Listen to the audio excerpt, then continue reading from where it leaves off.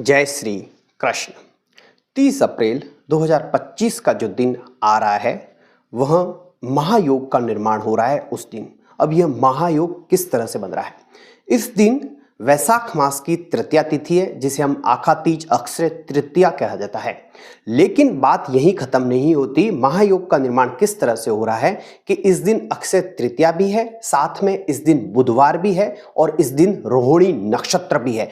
तो इन सब का जो योग बना है और शास्त्रों में इस योग के बारे में कहा गया है कि अगर अक्षय तृतीया के दिन बुधवार हो और रोहिणी नक्षत्र हो तो वो बहुत ज्यादा विशेष हो जाती है, महायोग का निर्माण होता है, विशेष फल की प्राप्ति होती है। अब इसके पीछे की कहानी क्या बताई गई है वह भी बता देता हूं आपको।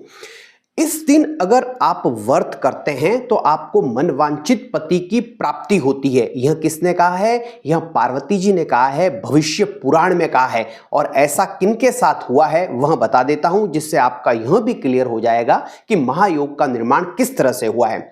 रोहिणी जी ने यह व्रत किया था और उन्हें चंद्रदेव की प्राप्ति हुई थी। इसी तरह अरुंधति जी ने यह व्रत किया था और उन्होंने महर्षि वशिष्ठ की प्राप्ति हुई थी। इंद्राणी ने यह व्रत किया था और उनकी शादी जो है जयंत से, जो इंद्र के पुत्र हैं, उनसे हुई थी।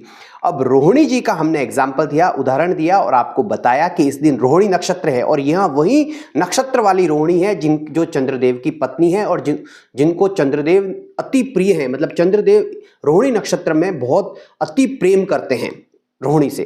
तो अब आपने देखा होगा कि पार्वती जी ने कहा कि अगर आप मनवांछित पति की प्राप्ति चाहते हैं तो आपको अक्षय तृतीया के दिन व्रत करना चाहिए और रोहिणी जी ने किया है और उनको हुआ है। और इस वर्ष तो यह महायोग इस वजह से बन रहा है कि बुधवार भी है और रोहिणी नक्षत्र भी है, क्योंकि वहां यह भी कहा गया है कि अगर अक्षय तृतीया के दिन बुधवार हो और रोहिणी नक्षत्र हो तो महायोग का निर्माण होता है और इस समय अगर कुछ किया जाए तो उसके फल बहुत ज्यादा अच्छे मिलते हैं।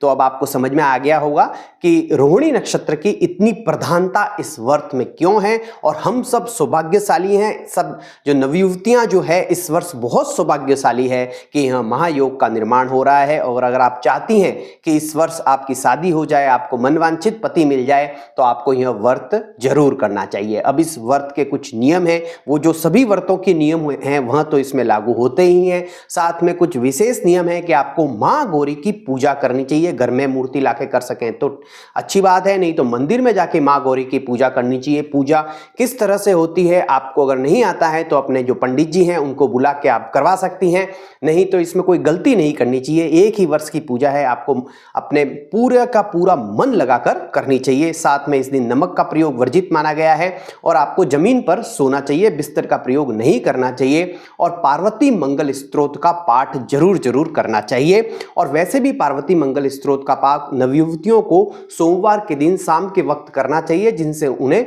मनवांछित पति की प्राप्ति हो जाए, जल्दी शादी हो जाए।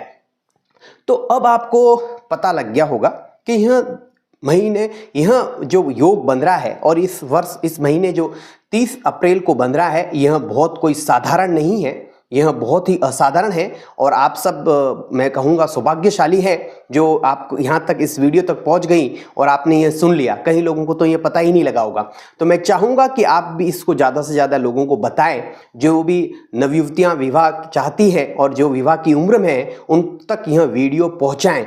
और यह बहुत महत्वपूर्ण है क्योंकि वर्ष में यह एक ही मौका मिलता है। और दूसरी सबसे बड़ी बात, यह जो योग इस बार बन रहा है, बुधवार के साथ रोहिणी नक्षत्र आ रहा है, यह तो कहीं मतलब 10, 20, 25 वर्षों में कहीं एक बार बनता होगा।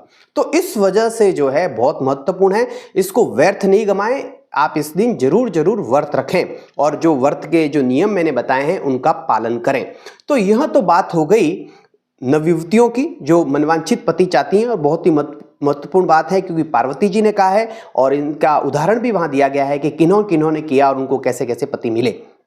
अब दूसरी बड़ी बात, इस दिन कोई भी काम किया जाए तो उसका परिणाम जो है वह अक्षय रहता है, ऐसा शास्त्रों में बताया गया है। तो जब ऐसा दिन आता है जिसका परिणाम बहुत ज्यादा हो तो हमें इस दिन दान तप, धर्म, जप, यह सब जरूर करना चाहिए। तो दान के अंदर यहाँ पर जो है सोने का दान बहुत महत्वपूर्ण बताया गया है।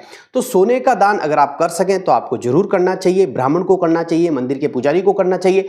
और अगर आप नहीं कर सकते हैं तो आपको क्या करना चाहिए, शास्त्रों में एक चीज बहुत अच्छी बताई गई है, हमारे सनातन धर्म की एक बहुत बड़ी खूबसूरती है कि वहां अमीर और गरीब दोनों का ख्याल रखा जाता है। तो वहां पर कहा गया है कि अगर आप नहीं कर सकते सोने का दान तो जो महुआ पौधे की बनी हुई प्रतिमा जो है, मूर्ति जो है, वह आप दान में दे सकते हैं। तो आप एक काम कर सकते हैं, महुए पौधे का दान कर सकते हैं, मंदिर में कर सकते हैं, ब्राह्मणों को कर सकते हैं, कहीं बड़ी अच्छी जगह पर धार्मिक स्थान पर महुआ पौधा लगा सकते हैं। तो यहां कितनी अच्छी बात कही गई है कि अगर आप सोने को नहीं कर सकते तो सोने के समकक्ष जो है वनस्पति को माना गया है और आपको कहा गया है कि आप इतना तो कर लें अगर वो नहीं कर पाए तो यह बहुत अच्छी बात है, महुए पौधे का दान करें। और भी इस दिन का बहुत महत्व है, तर्पण करना चाहिए, हवन करना चाहिए, यह भी आप करें क्योंकि इसका जो है अक्षय फल प्राप्त होता है।